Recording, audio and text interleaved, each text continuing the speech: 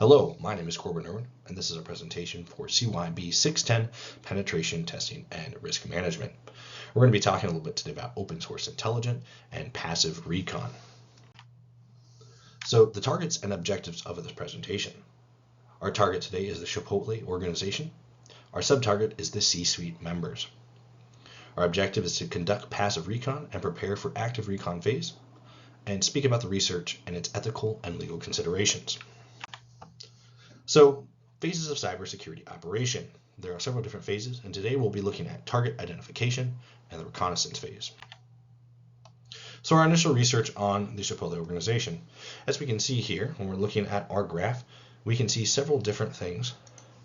If you go and look at your pointer here, you can see the chipotle.com domain and its subdomains. Using the Matigo tool, we were able to derive several different email addresses, subdomains, mail servers or mail DNSs, and name DNS servers. From these name DNS servers, we were then able to extrapolate several different IP addresses. We can use this for future hacks as well as just information collection. When we look at the specific one here, this name server has different subdomains, and we can see actually that it is a shared server. So looking here, we can see this is an Amazon Web Services server, DNS, that has several different domains pointing toward it. So for our intents and purposes, this may not be the best method of access because it seems to be a very secure server servicing multiple different clients. So we decided to shift our focus a little bit. We're going to look at the C-suite members and see which ones might be a good target for our operation. When we look at the C-suite members, we were able to identify one, Tabassum Zalatrowala, who is the Chief Development Officer. The reason that we targeted her is that she works with many different people, so she's used to getting a lot of different emails and might not have as strict of email filtering, and also will be receiving emails from many different clients and sources. And she didn't have a technical background, so she may not be as prepared to defend against a technical attack. So when we look her up on Google using a very simple open information source, we're able to find a few different things of interest. One, her LinkedIn profile, which provides a specific URL and username, and a Facebook profile, again providing a specific URL and username. This is something that you would pick yourself, so this could be useful later.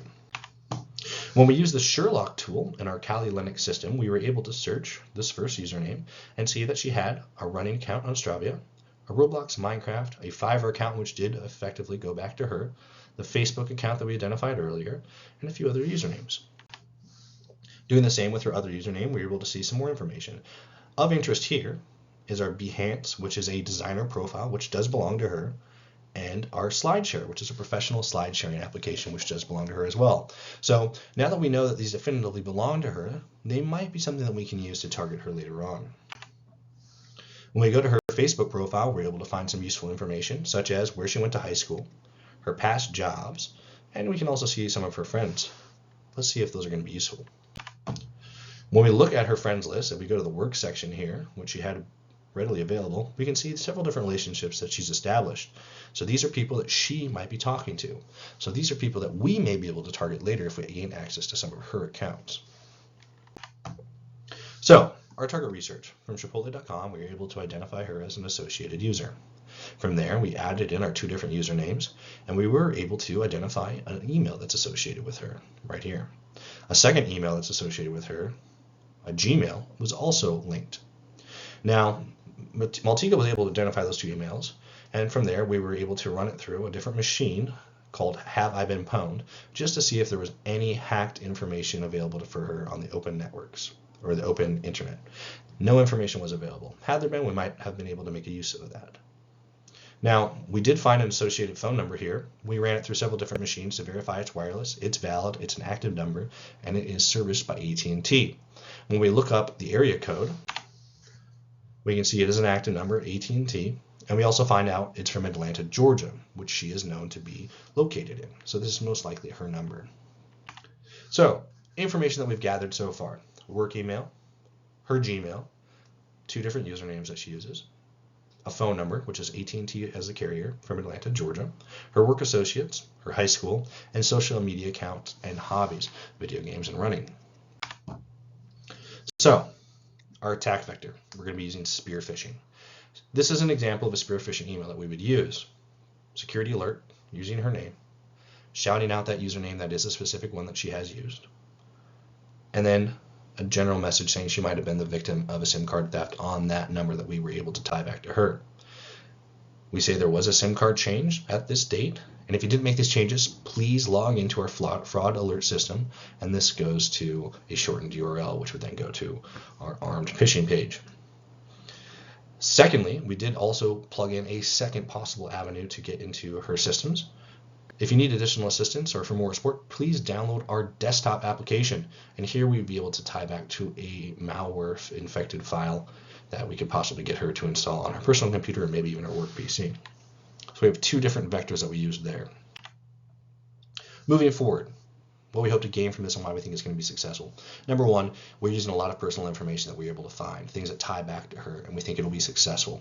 How we're going to arm that further, we're going to gain access to her AT&T account, use that to target her phone number, and then maybe log into her other accounts using that phone number and control of it to verify as a secondary form of verification for her other accounts.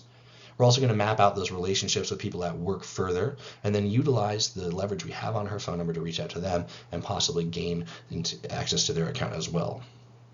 We're going to hopefully gain access through our malware infection of her work computer and work systems. So let's talk about the ethical and legal considerations here. First, let's talk about ethics. In the Bible, in Psalms 122:7, it says, "Peace be within your walls and security within your towers." Penetration testing is a really great way to make your systems more secure, and the Bible wants you to be secure. Security is a biblical concept. Helping others achieve security is an ethical act. This is something that is good. This is a good ethical thing to do.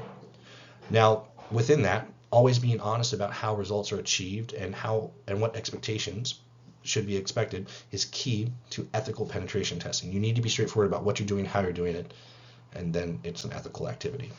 Legally, I think it's important to have a statement of intent of what you're going to do and how you're going to do it. Make sure you don't exceed the scope of your activity and you're not accessing things that you shouldn't, or you're not doing things the way that you wouldn't normally do. And outline the deliverables. Always be clear about the expectation of what you're going to be giving them in the end, the reports and the expectations for that. Keeping those in mind, that's how you would legally protect yourself while conducting these activities. These are the references that we used. Thank you so much for listening and have a great day.